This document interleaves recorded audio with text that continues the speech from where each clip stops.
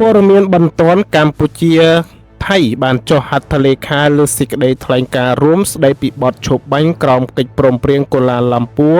កម្ពុជាយល់ព្រមបទឈប់បាញ់72ម៉ោងជំនួសនឹងការបញ្ជូនទាហានជាប់ឃុំខ្លួន18នាក់ត្រឡប់ដោយមានអ្នកសង្កេតការណ៍អាស៊ានចូលរួមនៅម៉ោង10ព្រឹកថ្ងៃទី27ខែធ្នូឆ្នាំ2025លោកឧត្តមសេនីយ៍ណាត់ផុនណាត់ផានិតរដ្ឋមន្ត្រីក្រសួងការពារជាតិថៃបានមកដល់ច្រកព្រំដែនអចិន្ត្រៃយ៍បានផាកេតស្រុកប៊ុនណារងខេត្តឆាន់បូរីហើយបានចូលរួមកិច្ចប្រជុំគណៈកម្មការព្រំដែនទូទៅកម្ពុជាថៃ GBC ភាគីកម្ពុជាមានការចូលរួមដោយឧត្តមសេនីយ៍ទាសីហារដ្ឋមន្ត្រីក្រសួងការពារជាតិកម្ពុជារួមជាមួយនឹងលេខាធិការដ្ឋាន GBC ភាគីថៃមានឧត្តមសេនីយ៍ណាត់ផងផកកែវអនុប្រធានលេខាធិការរងកងទ័ពជាតិគណៈភាគីកម្ពុជាមានឧត្តមសេនីយ៍ត្រីយមបូរ៉ាដែនអនុប្រធានការិយាល័យរដ្ឋមន្ត្រីក្រសួងការពារជាតិ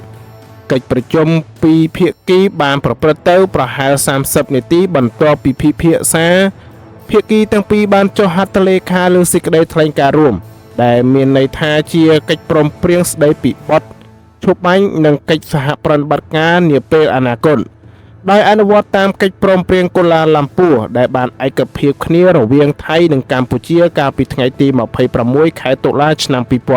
2025ជាផ្នែកមួយនៃកិច្ចព្រមព្រៀងនេះកម្ពុជាបានយល់ព្រមអនុវត្តបទឈប់បាញ់រយៈពេល72ម៉ោងជាថ្នូរនឹងការដែលភាគីថៃ